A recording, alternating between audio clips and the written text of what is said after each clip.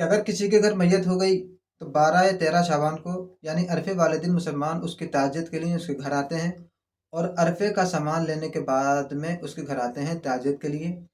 یہ تعزیت کرنا 1 سال بعد یا 6 مہینے بعد میں بالکل جائز نہیں، اس لیے کہ اللہ کے نبی صلی اللہ تعالیٰ علیہ وسلم نے فرمایا کہ 3 دن سے زیادہ کسی کے لیے سوگ منانا اور غم منانا جائز نہیں۔ اور ہمارا طریقہ یہ ہے کہ ہم 1 سال بعد یا 4 مہینے بعد بھی ہم اس کے غم کو تازہ کر رہے ہیں اور اس کا غم منا رہے ہیں، اس کے غم کو تازہ کر رہے ہیں۔ یہ طریقہ ہمارا بالکل حدیث مبارکہ کے خلاف ہے۔ اس طریقے کو ہمیں بدلنا ہوگا، ہمیں چھوڑنا ہوگا۔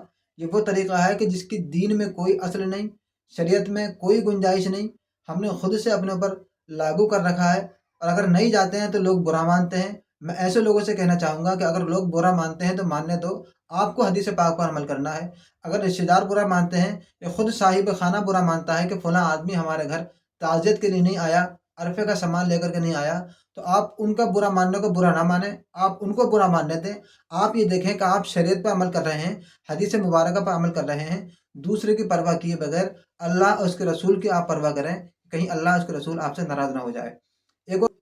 ایک دوسری خرافات اس کے اندر یہ کی جاتی ہے کہ 12 شعبان کے عرفے کو دیتے ہیں نئے مردوں کا عرفہ، اور 13 شعبان کے مردوں کو دیتے ہیں پرانے مردوں کا عرفہ۔ اس کی بھی کوئی اصل نہیں ہے۔ نئے مردوں کا عرفہ الگ اور پرانے مردوں کا عرفہ الگ، یہ ہم نے خود سے کر رکھا ہے۔ شریعت نے مردوں کو نہیں بانٹا، مردے سب ایک جگہ ہیں، مردوں کی اہمیت تمام کی ایک جیسی اہمیت ہے۔ نئے مردے الگ اور پرانے مردے الگ، یہ طریقہ جو ہے ہم نے خود سے بنایا ہے۔ اور ہم کرتے یہ ہیں کہ اگر 12 تاریخ کو ہم عرفہ کر رہے ہیں تو اس کا ثواب بھی ہم نئے مردوں کو پہنچائیں گے، پرانے مردوں کو ثواب بھی نہیں پہنچائیں گے۔ اور اگر 13 والا عرفہ آیا تو ہم اس کا ثواب پرانے مردوں کو پہنچاتے ہیں۔ پہلا عرفہ ہو یا پھر دوسرا عرفہ ہو، آپ کسی بھی عرفے کا ثواب نئے اور پرانے مردوں کی تفریق کیے بنا آپ کسی بھی مردوں کو اس کا اصالہ ثواب کر سکتے ہیں، اور اپنے مردوں تو کیا، آپ پوری دنیا کے مردوں کے لیے اس کا اصالہ ثواب آپ کر سکتے ہیں۔ براہ کرم مردوں کو تقسیم نہ کیجیے، ہم خود تقسیم ہو گئے۔ مردوں کو نئے پرانے میں تقسیم نہ کیجیے کہ نئے مردوں کا عرفہ الگ، پرانے مردوں کا عرفہ الگ۔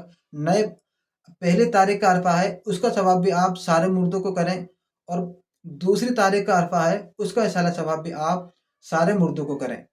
اور ایک خرافات یہ رہتی ہے کہ اگر عرفے کے اندر حلوہ اور پوری کا اہتمام نہیں کیا گیا تب بھی ہمارا عرفہ ادا نہیں ہوگا، یہ طریقہ بھی غلط ہے۔ آپ عرفے کے اندر کسی بھی چیز پر آپ فاتحہ کر سکتے ہیں۔ عرفے کا مطلب ہوتا ہے مردوں کو اصالہ ثواب کرنا، اور یہی اسی لیے عرفہ منایا جاتا ہے تاکہ ہم مردوں کو اصالہ ثواب کریں۔ تو اس کے اندر ضروری نہیں ہے کہ ہم حلوہ یا پوری ہی بنائیں گے تبھی ہمارا عرفہ ادا ہوگا۔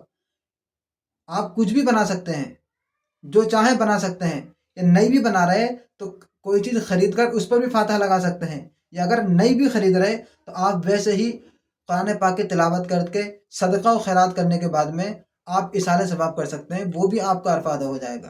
یہ پابندی نہ لگائیں کہ ہم یہ بنائیں گے تبھی ہمارا عرفہ ادا ہوگا، ہم وہ بنائیں گے تبھی ہمارا عرفہ ادا ہوگا۔ نئے مردوں کا عرفہ الگ، پرانے مردوں کا عرفہ الگ، یہ خرافاتیں بند کیجیے۔ ان خرافاتوں سے کوئی فائدہ نہیں ہوتا، کسی کو کوئی فائدہ نہیں ہوتا، سوائے اس کے کہ آپ خود بھی جو ہے پریشانی میں ڈل رہے ہیں اور دوسروں کو بھی آپ پریشانی میں ڈال رہے ہیں۔